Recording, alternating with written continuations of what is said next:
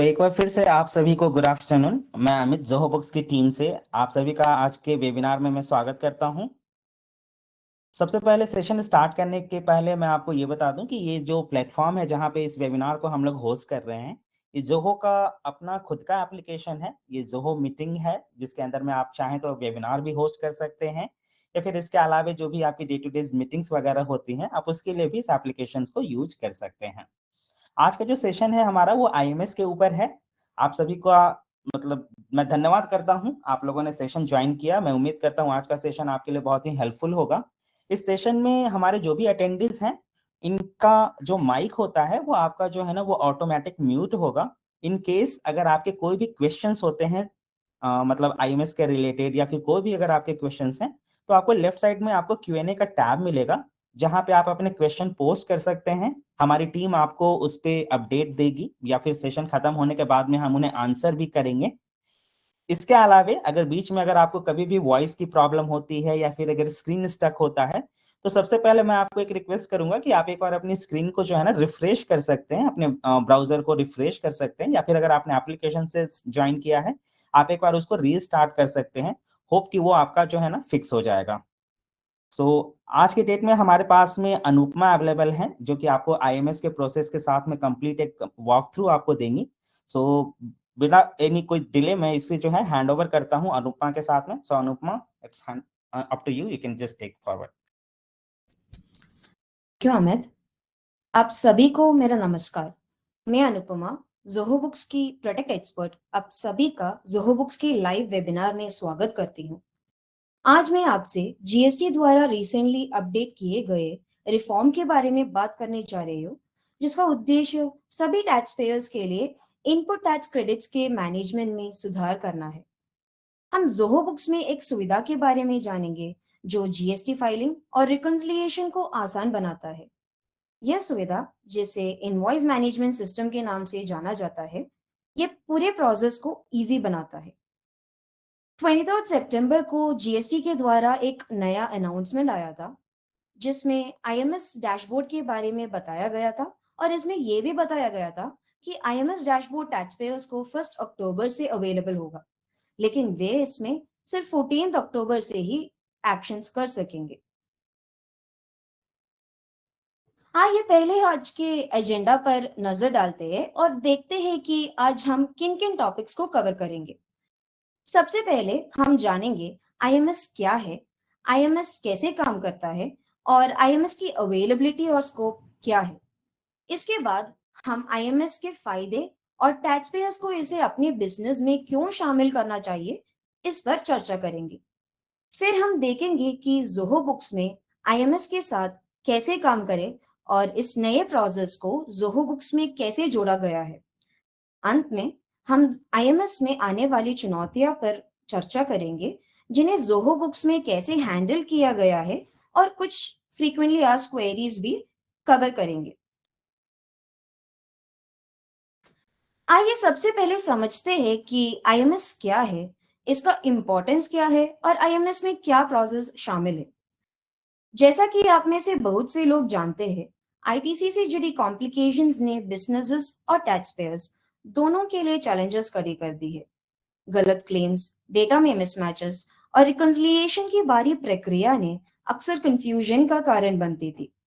हालांकि जीएसटी द्वारा इस नई प्रक्रिया को इम्प्लीमेंट करने से टैक्स पेयर्स की चुनौतियां कम हो जाएंगी। जैसे ही सप्लायर जीएसटीआर 1 को सेव या फाइल करेगा, ये इनवॉइसेस हमारे डैशबोर्ड में दिखाई देने लगेगी, जहां रेसिपिएंट्स इनवॉइसेस को एक्सेप्ट, रिजेक्ट, पेंडिंग कर सकते हैं या कोई एक्शन ना करे। रेसिपिएंट्स द्वारा की गई एक्शन के आधार पर इनवॉइसेस जीएसटीआर 2B में दिखाई देगी, और फिर जीएसटीआर 3B में ऑटो पॉपुलेट होंगी, जहां से आईटीसी क्लेम किया जा सकता है। आईएमएस की सहायता से टैक्स पेयर अब अपने पास आने वाले इनवॉइसेस को अच्छी तरह से चेक कर पाएंगे, ताकि उनका क्लेम्स असली ट्रांजैक्शन से रिकंसाइल हो। इससे जीएसटीआर 3B फाइलिंग में आईटीसी रिकंसिलिएशन में आने वाली एरर्स कम होंगी। पहले अब ट्रांजैक्शंस मैन्युअली मिलाना पड़ता था, जिससे रिकंसिलिएशन प्रक्रिया में आप सभी को बहुत समय लगती थी, लेकिन अब उसमें कम समय लगेगा, इससे प्रोसेस आसान हो जाएंगे, जिससे समय की बचत होगी और बिजनेस के स्ट्रैटेजिक कामों पर ध्यान देने का मौका भी मिलेगा। साथ ही इन सिस्टमैटिक चेंजेस से आईटीसी से जुड़ी एरर्स पर जीएसटी नोटिस आने की चांसेस भी कम होंगे। आखिरकार इन सुधारों का उद्देश्य आईटीसी क्लेम में ट्रांसपेरेंसी, एक्यूरेसी और एफिशिएंसी को बढ़ाना है। यह कदम टैक्स पेयर्स के लिए एक अनुकूल माहौल बनाने की दिशा में एक महत्वपूर्ण प्रयास है, जिससे बिजनेस को बढ़ने का मौका मिल सके। आईएमएस 14 अक्टूबर से उपलब्ध हो गया है, जिससे टैक्स पेयर्स इसे अक्टूबर के रिटर्न फाइल करने के लिए इस्तेमाल कर सकते हैं। टैक्स पेयर्स 11 नवंबर तक अपने इनवॉइसेस को आईएमएस डैशबोर्ड में देख सकते हैं, प्रोवाइडेड उनके सप्लायर ने अपने जीएसटीआर 1, 1ए या आईएफएफ रिटर्न सेव या फाइल किया हो। हालांकि कुछ चीजों का ध्यान रखना जरूरी है। सभी ट्रांजैक्शंस आईएमएस से नहीं गुजरते। कुछ ट्रांजैक्शन सीधे आपके जीएसटीआर 2B रिकंसिलिएशन में दिखाई देगा, आईएमएस से होकर नहीं। इनमें शामिल है, पहले, ऐसे इनवॉइसेस जिसमें रिवर्स चार्ज मैकेनिज्म शामिल होता है, जहां जीएसटी का पेमेंट रेसिपिएंट्स को करना होता है। दूसरे, ऐसे ट्रांजैक्शंस जिसमें आप आईटीसी क्लेम नहीं कर पाएंगे क्योंकि वे इनएलिजिबल होते हैं। प्लेजर सप्लाई नियमों के तहत आने वाले ट्रांजैक्शंस भी आईएमएस में विजिबल नहीं होंगे। अभी आईएमएस के फायदे बहुत स्पष्ट है। पहले, increased accuracy. IMS tax payers का वैलिडेशन और रियल टाइम प्रोसेसिंग करता है, जिससे आईटीसी क्लेम में गलतियां कम हो जाते हैं। अगला, फास्ट प्रोसेसिंग। यह रियल टाइम डेटा एक्सचेंज और एक्शन होते हैं जो इनवॉइसेस और इनपुट टैक्स क्रेडिट्स को जल्दी प्रोसेस करते हैं। बेहतर कॉम्प्लायंस। बेहतर मॉनिटरिंग और रिपोर्टिंग की मदद से बिजनेसेस जीएसटी नियमों का पालन अधिक प्रभावी तरीके से कर सकते हैं। फाइनली, बेहतर एफिशिएंसी। आईएमएस में यूजर फ्रेंडली फीचर्स होते हैं जो इनवॉइस मैनेजमेंट को सरल बनाते हैं और एडमिनिस्ट्रेटिव कामकाजी बोझ को कम करते हैं। जो इनवॉइसेस सप्लायर द्वारा फाइल की गई है, वो इनवॉइसेस पर रेसिपिएंट जरूरी एक्शंस कर सकते हैं। सही invoices system generated GSTR 2B में कैप्चर होंगे, जिससे आईटीसी क्लेम किया जा सकेगा, और गलत इनवॉइसेस सिस्टम में शामिल नहीं होंगे। जो इनवॉइसेस अभी तक पेड नहीं हुए, उन्हें अगले महीनों में भी पे किया जा सकता है। इस प्रकार यह गलतियों का कम करता है और यह सुनिश्चित करता है कि टैक्स पेयर सही आईटीसी अमाउंट का क्लेम करे। आइए इस आईएमएस में क्या होता है वो हम एक उदाहरण की सहायता से समझते हैं। मान लीजिए मैं एक कपड़ों का बिजनेस चलाती हूँ और जैन मेरे सप्लायर है जो मेरे बिजनेस के लिए कपड़े सप्लाई करती है। यह सिस्टम हमें जयान के सभी इनवॉइसेस को हमारे ट्रांजैक्शन से रिकंसाइल करने में सहायता करेगा। इससे गलतियों का जोखिम कम होता है। अब हम बात करेंगे कि जीएसटी रेजिम में यह आईएमएस कैसे काम करेगा। जीएसटी रेजिम के तहत सप्लायर्स जैसे जायन हर महीने की 11th को अपना इनवॉइसेस जीएसटीआर 1 पोर्टल में फाइल करते हैं। इसके बाद ये इनवॉइसेस हमारे आईएमएस डैशबोर्ड में दिखाई देगा, जिससे हमें सभी इंपॉर्टेंट इंफॉर्मेशन प्राप्त होगा, जैसे जायान का जीएसटीआईएन, उनका बिजनेस नाम और इनवॉइसेस के सभी विशेष डिटेल्स। अब हम आईएमएस में उपलब्ध एक्शंस को डिटेल में जानेंगे। सबसे पहले एक्शन एक्सेप्ट है। अगर हमें लगता है कि जयान ने अपने सभी इनवॉइसेस को सही से फाइल किया है, तो हम उसे आईएमएस में एक्सेप्ट करेंगे और वो ट्रांजैक्शंस हमारे जीएसटीआर 2B में 14th को रिफ्लेक्ट करेगा। उसके बाद ये एक्सेप्टेड ट्रांजैक्शंस जीएसटीआर 3B में ऑटो पॉपुलेट हो जाएगा, जहां से हम आईटीसी क्लेम कर पाएंगे। अगला एक्शन है रिजेक्ट। जो ट्रांजैक्शन जया ने फाइल किया है, अगर वो गलत है या ट्रांजैक्शन के वैल्यू में कोई मिसमैच है, तो उसे हम आईएमएस में रिजेक्ट कर सकते हैं। इससे यह कंफर्म होता है कि इसे हमारे आईटीसी रिपोर्ट में शामिल नहीं किया गया है। सबसे लास्ट ऑप्शन पेंडिंग है। यदि हमें ट्रांजैक्शंस वेरीफाई करने के लिए अधिक समय की आवश्यकता है, तो वो ट्रांजैक्शंस को हम पेंडिंग में रख सकते हैं। इस इनवॉइस को करंट महीने के जीएसटीआर 2B में नहीं माना जाएगा और इसे अगले महीने के एएमएस डैशबोर्ड में ले जाया जाएगा। उदाहरण, अगर जयान ने इनवॉइसेस को अक्टूबर में क्रिएट किया है और उसका जीएसटीआर 1 फाइलिंग भी अक्टूबर में किया है, पर हमें गुड्स नवंबर में मिला है, तब हम उस ट्रांजैक्शंस का क्लेम अक्टूबर के जीएसटीआर 3B में क्लेम नहीं कर पाएंगे। इस केस में हमें अक्टूबर के मंथ में वो ट्रांजैक्शंस को पेंडिंग में रखना होगा। अभी सीजीएसटी एक्ट 2017 की धारा 16(4) के अनुसार पेंडिंग इनवॉइसेस कट ऑफ तिथि तक आईएमएस में अवेलेबल होंगे। जब इनवॉइसेस सीजीएसटी एक्ट में बताए गए समय सीमा को पार कर जाएगा, यानी अगले ईयर की 30 नवंबर, तो उसे आईएमएस से हटा दिया जाएगा। अगर हम कोई एक्शन नहीं करते, तो सिस्टम इसे डीम्ड एक्सेप्टेड मान लेगा और ये हमारे जीएसटीआर 2B में रिफ्लेक्ट होगा, जिसके आईटीसी हमें क्लेम कर सकते हैं। इसीलिए आईएमएस टैक्स पेयर्स पर बोझ नहीं है, क्योंकि उन्हें आईएमएस डैशबोर्ड में तभी कोई एक्शंस करनी होगी जब वे इनवॉइसेस को पेंडिंग रखना चाहते हैं या उन्हें रिजेक्ट करना चाहते हैं। यदि इनवॉइसेस में कोई समस्या नहीं है और वे इसके लिए क्रेडिट्स क्लेम करना चाहते हैं, तो कोई एक्शन करने की आवश्यकता ही नहीं है। जीएसटी पोर्टल पर आईएमएस डैशबोर्ड तक पहुंचने का एक ओवरव्यू देखते हैं। जब आप अपने जीएसटी पोर्टल में लॉगिन करेंगे, तो सर्विसेज टैब पर जाइए, वहां रिटर्न्स पर क्लिक करें और आपको आईएमएस डैशबोर्ड का टैब मिलेगा। आईएमएस डैशबोर्ड में अगर आप इनवर्ट सप्लाईज के आईएमएस डैशबोर्ड पर क्लिक करते हैं, तो आपको सभी वेंडर्स द्वारा सेव या फाइल की गई ट्रांजैक्शंस इस डैशबोर्ड में दिखेंगे। साथ ही उन ट्रांजैक्शंस पर लिए गए एक्शंस की जानकारी भी यहाँ मिलेगी। अब हम एक पोल रेस करने जा रहे हैं और हम आप सभी से रिक्वेस्ट करते हैं कि इसमें पार्टिसिपेट कर दीजिए। पोल में पार्टिसिपेट करने के लिए आप सभी का धन्यवाद। अब हम आगे बढ़ते हैं। अभी हम देखते हैं कि ज़ोहो बुक्स में आईएमएस कैसे इनकॉर्पोरेट किया है। ज़ोहो बुक्स में हमने आईएमएस फीचर को इस तरह डेवलप किया है कि यूजर्स को आसान फाइलिंग और रिकंसिलिएशन का अनुभव मिल सके।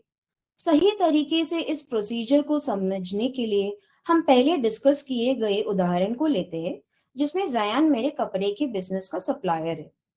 अब जयान की इनवॉइस को ज़ोहो बुक्स में बिल के रूप में रिकॉर्ड किया जाएगा और जब जयान अपनी जीएसटीआर 1 रिटर्न अपलोड करेगा, तो उन ट्रांजैक्शंस को मेरी जीएसटीएन आईएमएस डैशबोर्ड में इनवर्ट सप्लाईज के तहत देखा जा सकेगा।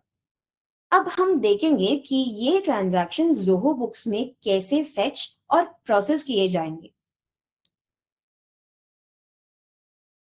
ज़ोहो बुक्स में आप अपने जीएसटी आईएमएस डैशबोर्ड से ट्रांजैक्शंस को फेच कर सकते हैं। फिर हम उन फेच किए गए ट्रांजैक्शंस को ज़ोहो बुक्स में मौजूद ट्रांजैक्शन से मिलाकर उनको अलग-अलग कैटेगरीज में क्लासिफाई करेंगे, जैसे जीएसटीआर 2B में होते हैं। इससे ज़ोहो बुक्स में इनवॉइसेस पर एक्शन करना आसान हो जाता है। इसके बाद हम अपडेट किए गए ट्रांजैक्शंस को जीएसटीएन में वापस पुश कर देते हैं, ताकि जीएसटीआर 2B और जीएसटीआर टीबी 3B सही तरीके से जनरेट हो सके। इस मॉड्यूल में ज़ोहो बुक्स में दो सेक्शंस हैं, invoice management system inward supplies और invoice management system outward supplies. Invoice management system inward supplies अपने वेंडर्स द्वारा जीएसटीएन पर सबमिट की गई इनवर्ट सप्लाईज को वेरीफाई करने के लिए है, जहां रेसिपिएंट्स एक्शंस कर सकेंगे। और invoice management system outward supplies अपनी कस्टमर द्वारा रिजेक्ट की गई आउटवर्ड सप्लाईज को वेरीफाई करने के लिए है। यह फ्यूचर में इंप्लीमेंट किया जाएगा जब से जीएसटी पोर्टल पर अवेलेबल कराया जाएगा। अब ज़ोहो बुक्स में आईएमएस इनवर्ट सप्लाईज का एक ब्रीफ एक्सप्लेनेशन देखते हैं। आईएमएस में इनवर्ट सप्लाईज के 3 इंपॉर्टेंट एक्शंस है। जीएसटी से ट्रांजैक्शन पुल करना, आईएमएस में रिक्वायर्ड एक्शंस करना और जीएसटीआर 2B और आईटीसी रिकंसिलिएशन के लिए ट्रांजैक्शंस को वापस जीएसटी में पुश करना। आईएमएस इनवर्ट सप्लाईज में 3 सेक्शंस शामिल है। पहला ओवरऑल समरी, फिर रिव्यू ट्रांजैक्शन और finally push to GSTN tab. Overall summary section में हमें एक पुल फ्रॉम जीएसटीएन बटन मिलेगा और इस पर क्लिक करते ही जीएसटीएन से ट्रांजैक्शन फेच किए जाएंगे और जोहो बुक्स में क्रिएट किए गए परचेज ट्रांजैक्शन के साथ रिकंसाइल हो जाएंगे। इसके बाद आप उन इनवॉइसेस की स्टेटस देख सकेंगे जिन्हें पुल किया गया है। जैसा कि पहले डिस्कस की गए थे, मेरे सप्लायर जयान द्वारा जीएसटीआर 1 में फाइल किए गए सभी इनवॉइसेस मेरे ओवरऑल समरी टैब में पुल किए जाएंगे। हम सभी B2B invoices, credit notes, debit notes और हमारे सप्लायर्स द्वारा जनरेट की गई ई कॉमर्स ट्रांजैक्शंस को इधर देख सकेंगे। इन डिटेल्स को पुल करने के बाद हम अगले रिव्यू ट्रांजैक्शन सेक्शन में एक्शन करने की प्रक्रिया शुरू कर सकते हैं। तो जैसे कि आप सभी को देख सकते हैं, ये हमारे ज़ोहो बुक्स में ओवरव्यू सेक्शन का एक एग्जाम्पल है। अभी हम रिव्यू ट्रांजैक्शन सेक्शन में ज़ोहो बुक्स में ऑटोमेटिकली जीएसटीएन से आए इनवॉइसेस को यहाँ बनाए गए बिल्स के साथ रिकंसाइल करेगा और ये ट्रांजैक्शन 3 टैब्स में ऑटो पॉपुलेट हो जाएंगे, जैसे मैच्ड, पार्शियली मैच्ड और missing in Zoho books tabs. ये टैब्स ठीक वैसे ही होंगे जैसे हमारे जीएसटीआर 2B रिकंसिलिएशन में होते हैं। इसके अलावा एक रिव्यू टैब भी होगा जिसमें हम पिछले टैब्स में किए गए एक्शन को देख सकेंगे। तो ये हमारे रिव्यू ट्रांजैक्शन टैब का एक ओवरव्यू है। तो इधर जैसे आप देख सकते हैं, हमारे डिफरेंट टैब्स देख सकते हैं, जैसे matched, partially matched, missing in Zoho books और रिव्यू टैब्स।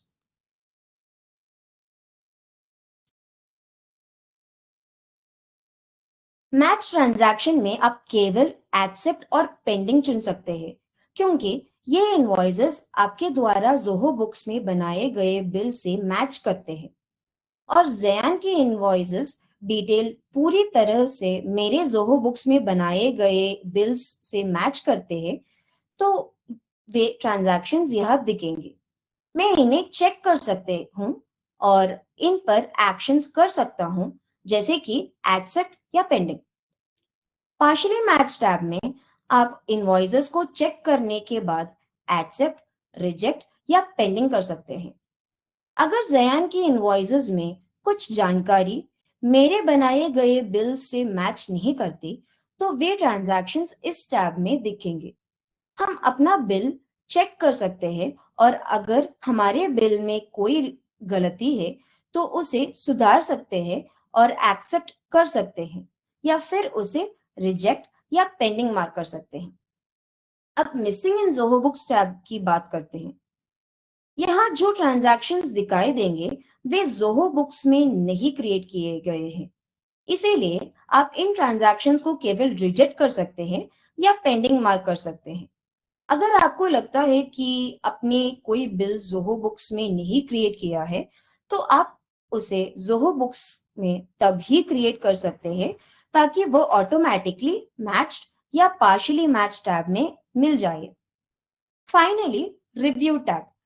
रिव्यू टैब में आप सभी ट्रांजैक्शंस और उन पर की गई एक्शंस देख सकते हैं और उन्हें जीएसटीएन में पुश करने से पहले एक लास्ट बार चेक कर सकते हैं।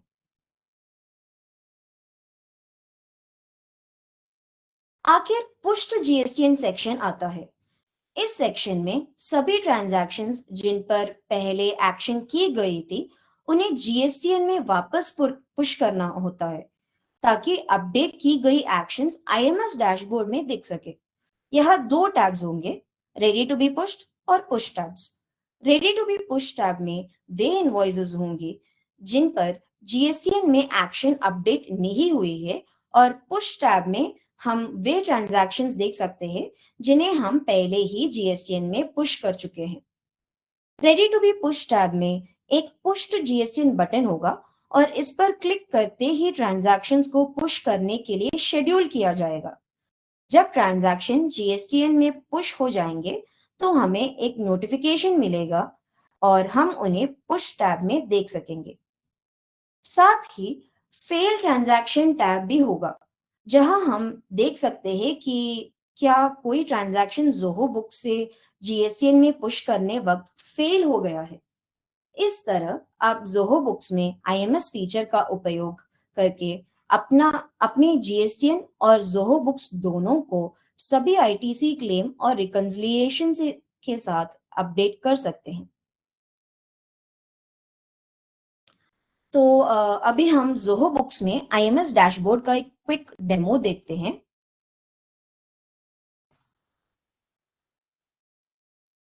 तो इधर जैसे आप देख सकते हैं, जब आप ज़ोहो बुक्स में लॉगिन करेंगे आपको जीएसटी फाइलिंग टैब में जाना होगा और वहां आपको व्यू रिटर्न्स पर क्लिक करना होगा। तभी आपको आईएमएस डैशबोर्ड इधर दिख सकते हैं। अभी आईएमएस डैशबोर्ड पर क्लिक करने से आपको दो सेक्शंस देख सकते हैं, आईएमएस इनवर्ड सप्लाईज और आईएमएस आउटवर्ड सप्लाईज। जैसे मैंने पहले बताया था, आईएमएस आउटवर्ड सप्लाईज अभी अवेलेबल नहीं हुआ है जीएसटी पोर्टल में, तो इसीलिए हम आईएमएस इनवर्ड सप्लाईज में जाएंगे और व्यू समरी में जाएंगे। तो this is an overview of IMS dashboard Zoho books में। जैसे आप देख सकते हैं, इधर तीन सेक्शंस आपको देख सकते हैं। ये तीन सेक्शन में हम ज़ोहो बुक्स में आईएमएस डैशबोर्ड का मेन एक्शंस कर सकते हैं। पहला है ओवरऑल समरी। तो ओवरऑल समरी में आप हम पुल फ्रॉम जीएसटीएन एक बटन दिया है, तो ये पुल फ्रॉम जीएसटीएन पर क्लिक करने से आपको ओटीपी जनरेट करना होगा और फिर जो भी ट्रांजैक्शंस आपके सप्लायर ने जीएसटी पोर्टल में फाइल किया है वो इधर फेच हो जाएंगे। अभी फेच होने के बाद वो B2B invoices, B2B debit notes, B2B credit notes और ई कॉमर्स इनवॉइसेस के नीचे क्लासिफाई हो जाएंगे। उसके बाद हमें रिव्यू ट्रांजैक्शन टैब में जा सकते हैं ताकि हमें एक्शंस इस पर कर सकते हैं, इस फेच्ड इनवॉइसेस पर। अभी रिव्यू ट्रांजैक्शन टैब में जो भी ट्रांजैक्शंस जीएसटी से पुल किया है और जो भी ट्रांजैक्शंस ऑलरेडी आपने ज़ोहो बुक्स में क्रिएट किया है, ये दोनों ऑटोमेटिकली रिकंसाइल हो जाएंगे और ये तीन टैब्स में शो करेंगे, मैच्ड, पार्शियली मैच्ड और मिसिंग इन ज़ोहो बुक्स। अभी मैच्ड में आप जैसे देख सकते हैं, एक ट्रांजैक्शन इधर आपको दिख रहा होगा, तो ये डिटेल्स ज़ोहो बुक्स में जो भी बिल्स क्रिएट किया है और जीएसटी पोर्टल में जो भी ट्रांजैक्शंस सप्लायर ने फाइल किया है, ये दोनों के डिटेल्स एकदम मैच कर रहे हैं, इसलिए वो इधर दिख रहे हैं। तो इधर आपको एक्शंस कर सकते हैं जैसे एक्सेप्ट या मार्क एज पेंडिंग। तो इधर आपको जीएसटीएन पोर्टल में ये पर्टिकुलर ट्रांजैक्शन का स्टेटस क्या है वो भी इधर आपको दिख सकते हैं। अभी जब मैं इधर एक्सेप्ट करेंगे तो वो ट्रांजैक्शन डायरेक्टली रिव्यू टैब में जाएंगे और रिव्यू टैब में वो एक्शन जो भी हमने किया है वो एक्शन भी इधर दिख सकते हैं। पार्शियली मैच में जो भी ट्रांजैक्शंस में अगर ज़ोहो बुक्स के ट्रांजैक्शंस और जीएसटी पोर्टल में फेच किए गए ट्रांजैक्शन में अगर कोई मिसमैच है, कोई चेंजेस है, तो वो पार्शियली मैच में देख सकते हैं। और इधर भी आपको एक्सेप्ट या मार्क एज पेंडिंग देने के लिए ऑप्शंस दिया है। तो जब हम इसको एक्शन हम कर देंगे तभी वो रिव्यू टैब में देख सकते हैं। और finally missing in Zoho books. Missing in Zoho books मतलब वो ट्रांजैक्शन ज़ोहो बुक्स में क्रिएट नहीं किया है, तो इसीलिए इसको एक्सेप्ट करने के लिए ऑप्शन हम नहीं दिया है। जब आप वो बिल को ज़ोहो बुक्स में क्रिएट करेंगे तो वो ऑटोमेटिकली मैच्ड या पार्शियली मैच्ड में शो करेंगे। तो इधर अगर हम रिजेक्ट करेंगे तो अगेन वो रिव्यू टैब में शो करेंगे। तो ऐसे जो भी ट्रांजैक्शन पर आपने जो भी एक्शंस कर दिया है वो सब इधर शो करेंगे। अभी लास्ट सेक्शन है पुश टू जीएसटीएन। तो पुश टू जीएसटीएन में अगेन आपको देख सकते हैं कि जो भी ट्रांजैक्शंस पर आपने जो भी क्या-क्या एक्शंस किया है वो सब आपको इधर देख सकते हैं। और इधर हम पुश टू जीएसटीएन का बटन भी दिया है। तो जब आप पुश टू जीएसटीएन पर क्लिक करेंगे, ये ट्रांजैक्शंस जीएसटी में वापस पुश हो जाएँगे। तो इधर जब ट्रांजैक्शंस पुश होने के बाद वो ट्रांजैक्शन हमें पुश्ड टैब में दिखेगा। अगर कोई ट्रांजैक्शन पुश करने टाइम कोई एरर्स आया है और वो ट्रांजैक्शन सक्सेसफुली पुश नहीं हुआ है, तो वो फेल ट्रांजैक्शन टैब के नीचे शो करेंगे। अभी हम एक और पोल रेज़ करने जा रहे हैं और हम आप सभी से रिक्वेस्ट करते हैं कि इसमें पार्टिसिपेट कर दीजिए। पोल में पार्टिसिपेट करने के लिए आप सभी का धन्यवाद। अब हम अगली सेक्शन पर आते हैं, जहां हम ज़ोहो बुक्स में कुछ यूनिक केसेस और उनकी क्लैरिफिकेशंस पर डिस्कस करेंगे। हालांकि इस नए सिस्टम के कई फायदे हैं और यह टैक्स पेमेंट्स और रिकंसिलिएशन को टैक्स पेयर्स के लिए आसान बनाता है, फिर भी इसके कुछ चुनौतियां हैं। आइए इन आईएमएस से जुड़ी कुछ पॉसिबल चुनौतियां और ज़ोहो बुक्स में इन्हें कैसे आसानी से हैंडल किया गया है, इस पर डिस्कस करते हैं। पहला, अगर किसी ट्रांजैक्शंस पर कोई एक्शन नहीं की जाती, तो क्या होगा? तो जैसे हम पहले डिस्कस किए थे, इसका उत्तर है डीम्ड एक्सेप्टेड। यदि किसी ट्रांजैक्शन पर कोई एक्शन नहीं की जाती, तो वह अपने आप डीम्ड एक्सेप्टेड के रूप में जीएसटीआर 2B में इनपुट टैक्स क्रेडिट के लिए मानी जाएंगी। अगर की गई एक्शन में कोई बदलावा करना है, तो क्या होगा? इसे सरल बनाने के लिए ज़ोहो बुक्स रीसेट रिकंसिलिएशन का एक ऑप्शन है। आप इसे रिव्यू ट्रांजैक्शन टैब में कर सकते हैं, जिससे इनवॉइसेस की एक्शन को रिवर्ट किया जाएगा और यह पुश टू जीएसटीएन सेक्शन में yet to be push tab में चला जाएगा। फिर आपको चेंजेस करने के बाद इसे फिर से पुश करना होगा। अगर जीएसटीआर 2B समरी जनरेट होने के बाद आईएमएस में की गई एक्शन में चेंजेस किया जाए, तो क्या होगा? इस प्रक्रिया को सरल बनाने के लिए आप हर नई एक्शन के बाद जीएसटीआर 2B को फिर से जनरेट कर सकते हैं, ताकि अपडेटेड जीएसटीआर 2B के साथ सही आईटीसी की कंप्यूटेशन हो सके। जीएसटीआर 2B को जनरेट करने की कोई सीमा नहीं है। परएमपी स्कीम के तहत टैक्स पेयर्स के लिए आईएमएस कैसे काम करता है? जब क्यूआरएमपी स्कीम के टैक्स पेयर्स अपने रिकॉर्ड्स आईएफएफ के माध्यम से सबमिट करते हैं, तो ये डॉक्यूमेंट्स रेसिपिएंट्स के आईएमएस में आते हैं। एज अ रिजल्ट, यह जानकारी रेसिपिएंट्स के जीएसटीआर 2B का हिस्सा बन जाती है, जो रेसिपिएंट्स द्वारा आईएमएस में की गई एक्शन निर्भर करता है। क्यूआरएमपी टैक्स पेयर्स के लिए जीएसटीआर 2B की जनरेशन की टाइमिंग और फ्रीक्वेंसी को समझना इंपॉर्टेंट है। रेगुलर टैक्स पेयर्स के जीएसटीआर 2B को मंथली जनरेट किया जाता है, जबकि क्यूआरएमपी टैक्स पेयर्स के जीएसटीआर 2B को क्वार्टरली आधार पर प्रस्तुत किया जाता है।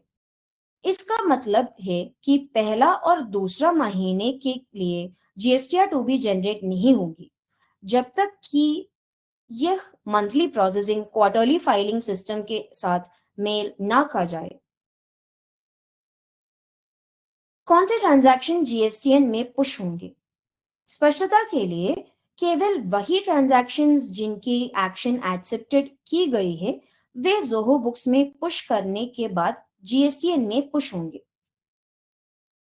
आईएमएस डैशबोर्ड पर रिकॉर्ड कितने समय तक रहेंगे?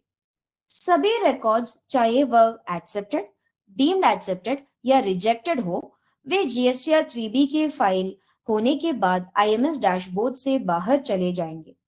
कोई भी पेंडिंग रिकॉर्ड्स आईएमएस डैशबोर्ड पर रहेगा और फ्यूचर में इसे एक्सेप्ट या रिजेक्ट किया जा सकता है। अगर मैंने किसी पुश किए गए ट्रांजैक्शंस में चेंज किया तो क्या होगा? अगर आप किसी पुश किए गए ट्रांजैक्शन की एक्शन में चेंज करते हैं, तो वे चेंजेस केवल ज़ोहो बुक्स में ही दिखाई देगी। पोर्टल को अपडेट करने के लिए आपको उन ट्रांजैक्शंस को फिर से GSTN में पुश करना होगा।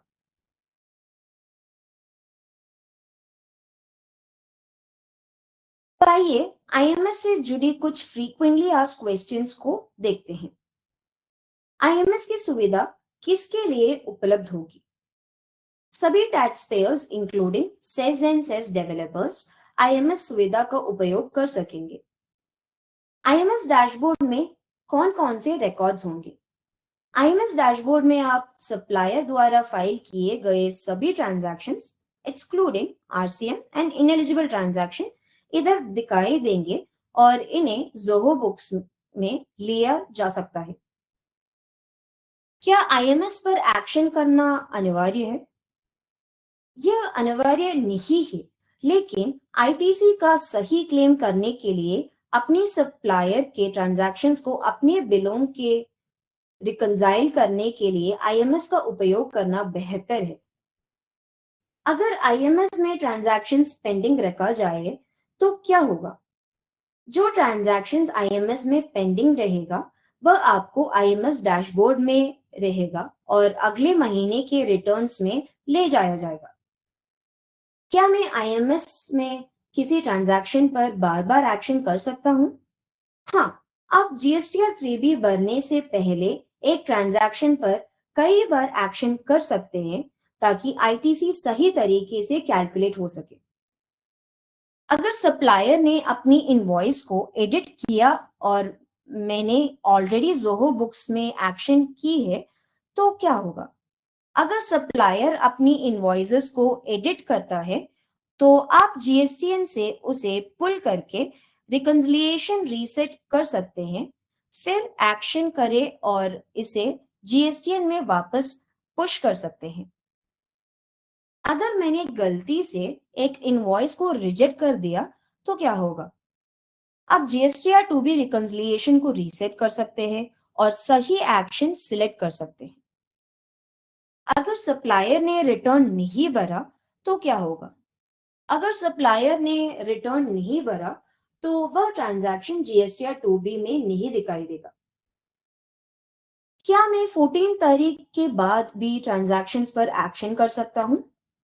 हाँ, आप ट्रांजैक्शन पर एक्शन कर सकते हैं, लेकिन ध्यान रखें कि एक्शन करने के बाद GSTR 2B को फिर से जनरेट करना पड़ेगा ताकि ITC सही तरीके से कैलकुलेट हो सके। तो अगर आपको कोई भी क्वेरीज है तो ये आपको हमें इसमें रीच आउट कर सकते हैं, इधर हमारे मेल आईडी या हेल्पलाइन नंबर यूज कर सकते हैं।